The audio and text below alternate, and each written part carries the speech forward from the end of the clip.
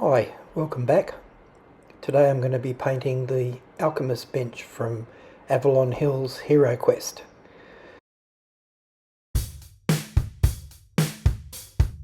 Tranquility Base here. The Eagle has landed.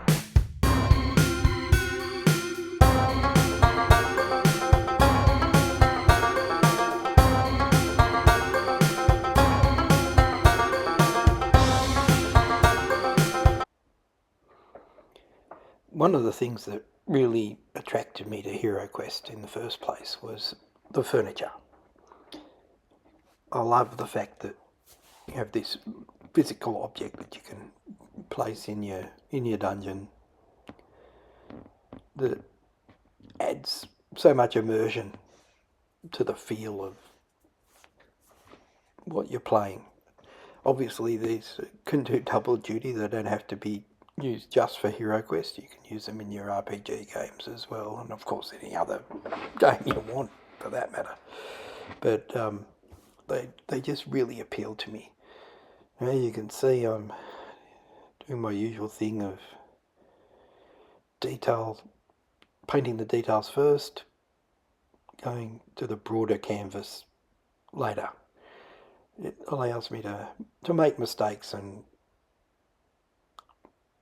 get away with them a bit more. There's not really a lot to say about this other than the fact that there were a lot of little details that I had to consider. The actual colour scheme is based on the card artwork from HeroQuest First Light, which is a sort of scaled down version of the basic game.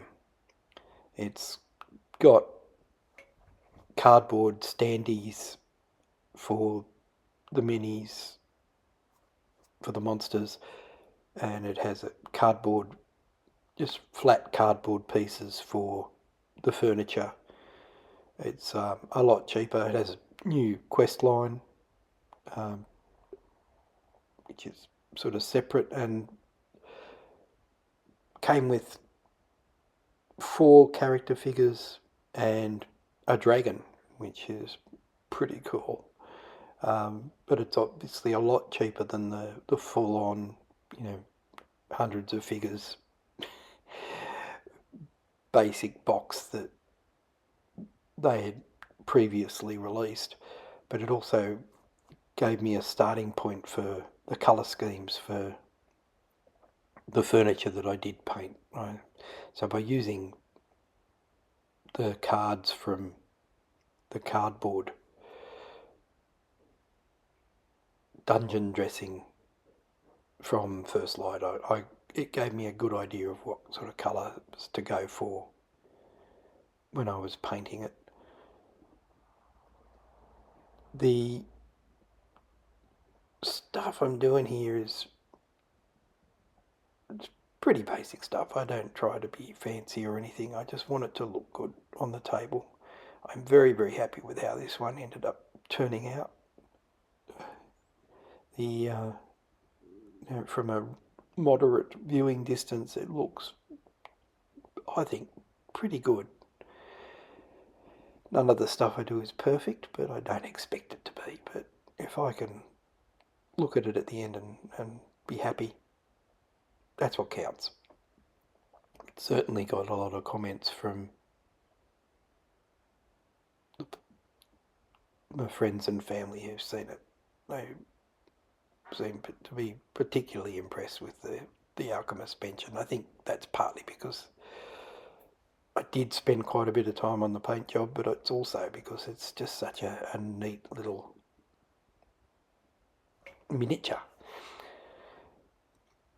What I wanted to do while I'm painting in the background is first of all talk about YouTube. Now this paint work is sped up 4 times. And in most cases, that's exactly what I'm doing. I'm speeding it up by 4 times. I find that that's not too fast. Go too fast, sometimes it makes your eyes itch a bit. but 4 times seems to compress it down enough so that it's not taking literally an hour to paint a bench, but it's also slow enough that you've got a bit of an idea of what I'm actually doing right at this moment. And I just find that trying to keep it in that comfort zone is important. The other thing I'd like to mention is some of the other people who've actually inspired me. Now, as I've said before, I picked up a paintbrush again last August after a break of 40 years since I'd last painted anything. And in order to work out what I was doing, I basically went onto YouTube. I watched other people paint. I listened to what they had to say, and I worked out from what they suggested what worked for me, both in terms of techniques, processes, and products. What paintbrushes work for me, what paint works best for me.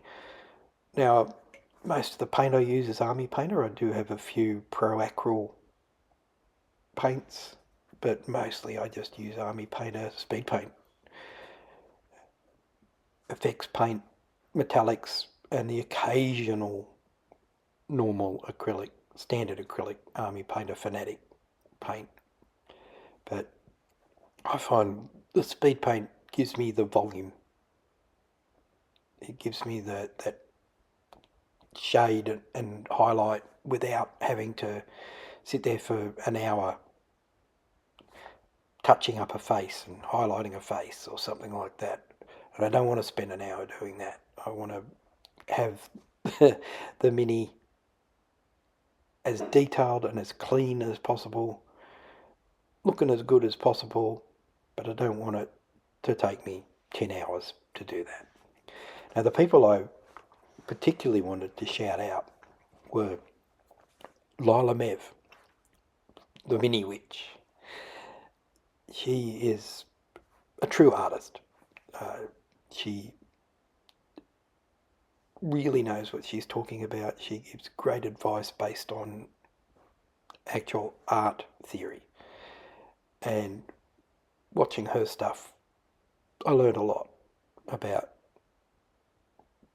various things that I can do. In the background there you can see there was a bit of a cut. That was because I was trying to decide what colour exactly to paint the scales and how to go about them. I simplified them a little bit because I thought there's not a lot of detail on the actual Mini. There was much more on the illustration. And I thought, no, let's just go with the detail that's actually there and not try to do too much freehand there. Anyway, another channel I really enjoyed was Ninjon. Ninjon is funny. He strikes me as honest. He comes across as being very genuine, and he's a great painter. His stuff is just fantastic. But he's very entertaining in the way that he presents his content. And I spend half the time watching him laughing at the stuff that he does. He's just good fun. Another guy I'll recommend is the guy from Wii Wargame. Now, he does sprue reviews. They're not the most exciting thing in the world, but they're strangely fascinating, and there's some brilliant stuff in there, and you get information from him that you wouldn't get from anyone else because of the way that he presents it. I really, really enjoy his stuff. I've joined his channel because I find it useful, and can't recommend him highly enough for anyone who's just wants to know about some of the options out there for plastic, multi-part plastic minis. Another guy I really enjoy is the guy from An Average Painter. I love the fact that he knows exactly what he is. He's an average painter and he doesn't pretend to be anything else. He does a pretty good job. I mean, they don't look bad at all. They look pretty good when he's done. But he doesn't take an hour, 10 hours, 20 hours to paint a mini. He takes about 15 minutes, speeds it up. And all he does is show you him painting. He doesn't talk over it or anything like that. He just has a bit of an intro, shows you him painting the mini, and then shows you the end results. Meanwhile, displaying exactly what colours, what paints he's used. I enjoy watching them. They're relaxing and he's a lot of fun, I think. And I do like the fact that he really does encourage people just to pick up a paintbrush and paint. Because you'll never get any better if you don't.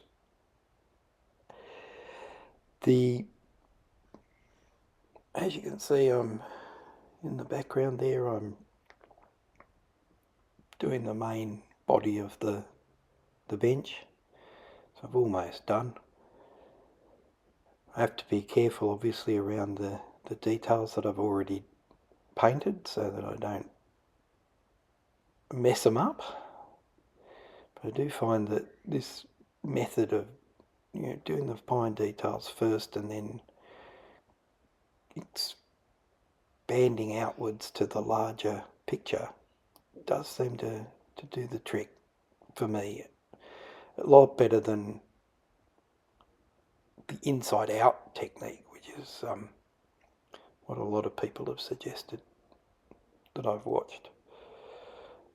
Mostly, of course, they've been using standard opaque acrylics, not speed paint, so it's a little bit different. If you make a mistake at the beginning with an opaque paint, you can then paint over it with another opaque paint. But if you make a mistake with speed paint,